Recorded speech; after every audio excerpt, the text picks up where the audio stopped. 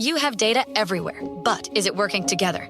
Meet Curator, the automotive industry's first unified intelligence engine. Curator unifies data from all corners of your dealership to transform marketing, sales, and customer interactions.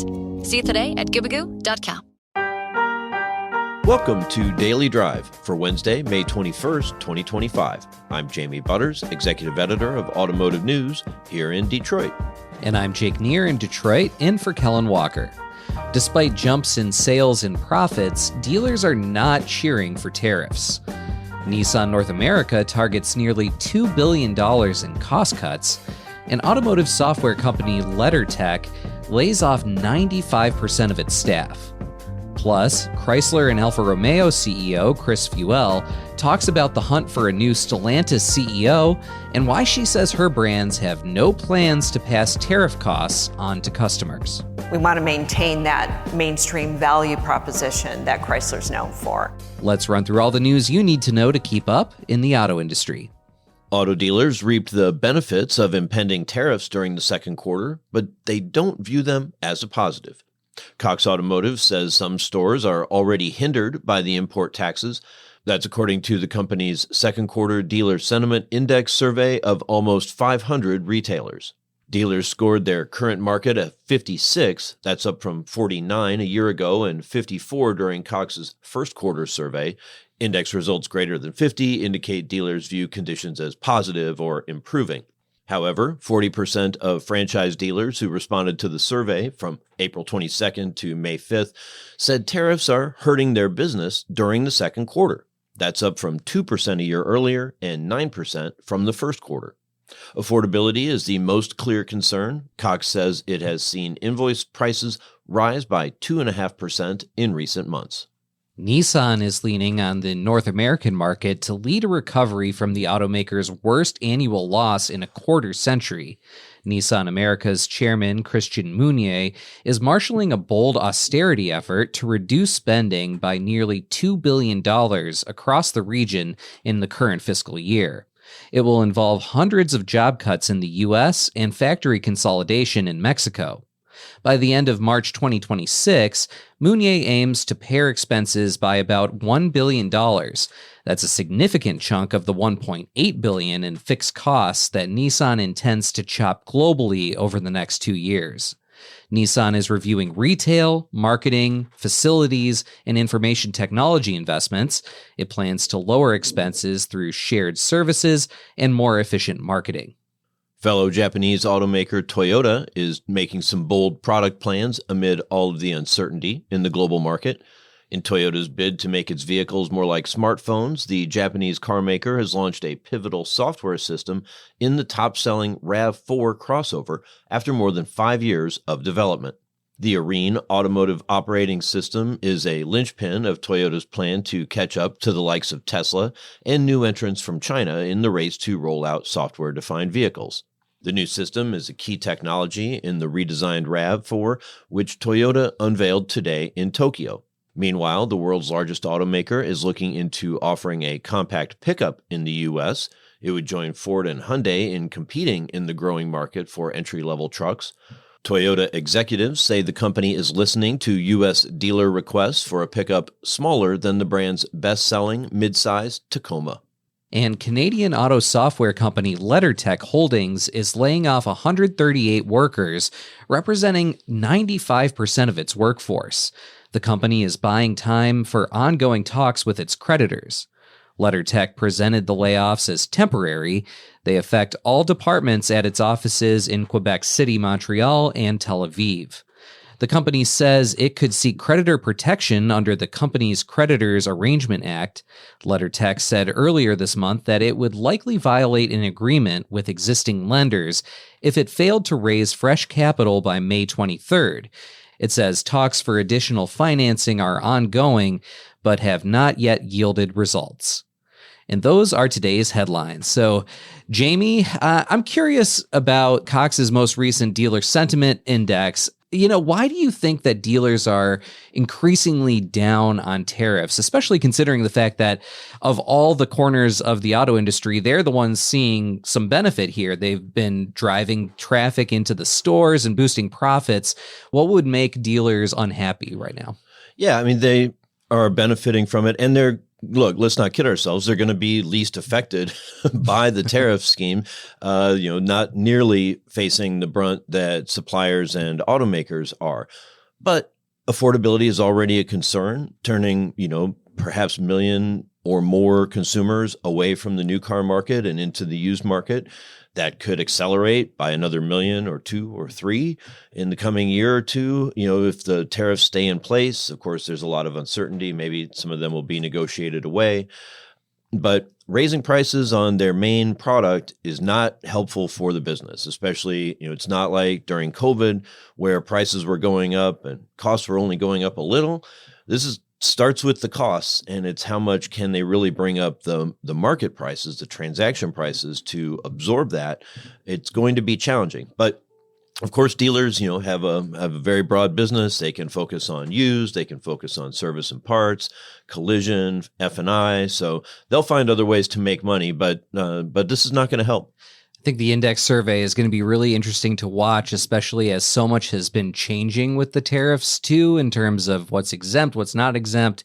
That'll be an interesting one to follow over the next few months. Well, yeah. And the other thing that they're really watching is, not just what happens in the auto industry, but what the tariffs overall might do to the economy in the large picture. So there's a lot more concern about recession risk come the third and fourth quarter of the year.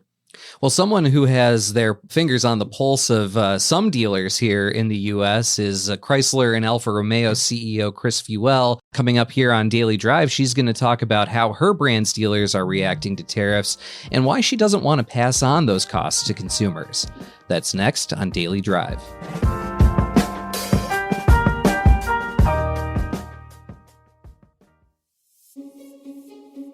Your dealership has no shortage of customer information. But when that data is conflicting, messy, and spread across a multitude of platforms, it's impossible to activate properly. As the automotive industry's first unified intelligence engine, Curator enriches and unifies your customer data across platforms, like your CRM, your DMS, your website, and even your marketing efforts. It then injects that information back into your most vital systems to provide a single view of each customer and equip your sales team with the information they need to close a deal. When one of the largest volume Subaru dealers in the country wanted to tap into its data goldmine, they turned to Curator. In just 4 months, Huberger Subaru experienced a 55% higher closing ratio and a return of 15 times their investment. Want to see it for yourself? Check out the case study at goobagoo.com/curator. That's GUBAGOO.com/curator. Welcome back to Daily Drive. I'm Jamie Butters with Jake Neer. Chris Feuell has been heading the Chrysler brand as CEO since 2021, and she added Alfa Romeo in December. This week, we at Automotive News honored her as one of our 100 leading women in the North American auto industry. During Tuesday's Leading Women Conference in Dearborn, Michigan, Feuell gave a keynote interview with our own Lindsay Van Hully. They spoke about her approach to leadership in 2025 and how her brands are reacting to the unprecedented economic challenges amid tariffs. Here's a piece of their conversation. Your new role is leading Alfa Romeo. How is that going? I know that's required some overseas trips for you. It has, and it's great because when you're leading a region for a global brand, there's certainly a lot of interface with the global central team, which happens to be in Torino, Italy. So we've been talking a lot about bringing awareness and better understanding of the needs of the North American market so that we can better influence the product pipeline and the roadmap that's coming. Certainly a lot of changes over the last year regarding making our products more competitive, going from what was a BEV-only portfolio now to multi-energy. Last year, we stopped production on the Quadrifoglio, which is the Halo series of the Alfa Romeo products, and that's now coming back into the roadmap with some influence from our team. And really strengthening our dealer network because the volume and throughput certainly hasn't been what we needed it to be because of the age of the product. And regaining their trust and engagement that Alfa is here to stay for the long term. You've talked about the need to be flexible, both in leadership as you take on different assignments that have different challenges, but also too with the product roadmap. You've talked about how that's obviously going to transition maybe from what the initial plan was just a few years ago. Right, and I think every OEM and supplier is obviously faced with these challenges and the need to pivot based on shifting customer and market requirements, regulatory requirements. And we're seeing it now with the tariff situation as well, and how we source products and where we source them from, so that we can give our customers not only the best solutions and experiences, but also at the best price that they would value. So the brand you've had the longest, Chrysler, Yeah. you've shared that the work that you're doing to reposition that brand is a work achievement that you're most proud of. Talk about that and kind of why that is for you and where you see that brand's trajectory over maybe the next year, 3 years, 5 years. Yeah, so when I joined Stellantis in 2021, it was clear that there were high expectations for where Chrysler could go. And as I talked more with various leaders inside the company as well as customers and dealers, it was also clear that there wasn't clear definition for what the brand stood for. For the most part, it was either defined as the minivan brand or the brand that made big cars for older men.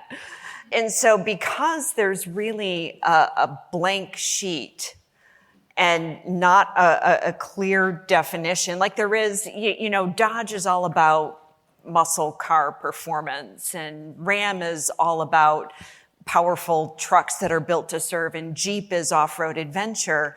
And so there's this really interesting space that Chrysler could occupy in the showroom and with customers. And that's where we landed on this notion of harmony. Not necessarily meaning that it's an autonomous vehicle that you can sleep in, but wouldn't it be great to have a vehicle that for the most part was fun to drive, had terrific driving dynamics and experiences, and the technology was just intuitive and worked the way it was supposed to in a very simple way. And every aspect of the shopping, purchase, and ownership experience is seamless. And so that's how we've reframed Chrysler for the future. And every new product that we bring to market, beginning with the Fresh and Pacifica next year, is really going to start to embody that notion of harmony. Not every brand leader gets that kind of blank slate opportunity. You have two brands right now that are really in that kind of pivot and repositioning. And what can you tell us, I guess, about the product lineup for both and what you're excited about that's coming for North America? Well, the biggest challenge when I started leading the Chrysler brand was the fact that it's a brand that wasn't invested in for 20 years. And it had as many as 12 nameplates in its portfolio. And at the end of 2023, it only had one, that being the Pacifica. I knew that was going to be a challenge because the pipeline didn't have a lot of new product within it. But once we reframed the positioning strategy and the want to be for Chrysler, we started to find opportunities to fill gaps in those higher volume segments and really have the products take on this new design language and theme that creates this family that looks like they belong together rather than a hodgepodge of opportunistic products and top hats that don't really fulfill the spirit of the brand. And so that's what's so exciting. We'll have certainly the minivan. It's a segment that we created 40 years ago and still want to continue to lead and disrupt that segment so that we're the leader. We're also looking at the crossover segments, and I do feel very strongly that there is going to be a resurgence of car offerings in this industry as customers are looking for more affordable offerings. A lot of the OEMs and suppliers are getting really clever and creative with how we design really versatile interior spaces that are both comfortable, but serve a lot of different use cases to make it a bigger value for the customer. And so that's where Chrysler is going. On the Alfa Romeo side, this is a brand that has a really clearly defined positioning strategy. It's rooted in its Italian heritage, and the emotion that comes through with the way the vehicle just looks and its spirited driving dynamics is why we have this category of Alfisti around the world who are just fans and enthusiasts of the brand. And so staying true to that Italian heritage and the design and the spirited driving performance is something that will never be compromised. But it's also a brand that has been underinvested in. And in North America, our Giulia and Stelvio products are 10 years old.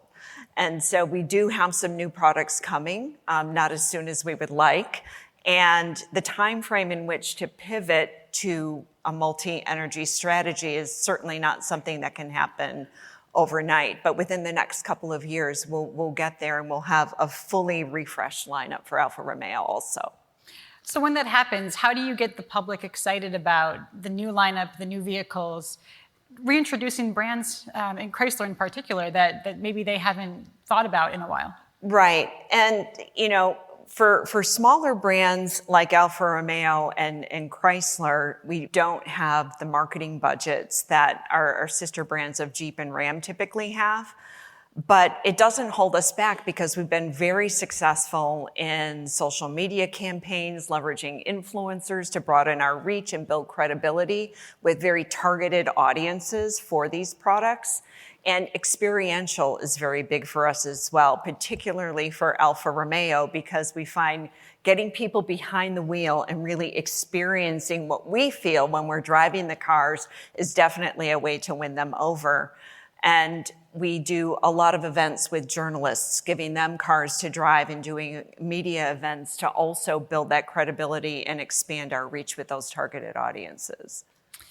So, thinking about both of them, Chryslers right now all made in Canada. Alfas are all made in Europe. And obviously with the trade environment right now, just curious how you're navigating tariffs affecting both of those brands. Right. Well, Chrysler's in a different position from Alfa Romeo because even though it's produced in Canada, it has a very high percentage of U.S. content. So our exposure to the cost of the tariffs are definitely less and lower. And we're working with our supplier partners and certainly our purchasing and supply chain organization to try to optimize even more U.S. content into the vehicle to help mitigate those costs, because we're not in the position, nor should we pass those costs on to the customer. We want to maintain that mainstream value proposition that Chrysler's known for. For Alfa Romeo, it's a different situation. 27.5% tariff right now. There's no U.S. content in those vehicles, and they're all produced in Italy. So while on one hand, we're hopeful that the negotiations between the EU and the current administration will yield more favorable results in the form of what the tariffs ultimately settle in to be.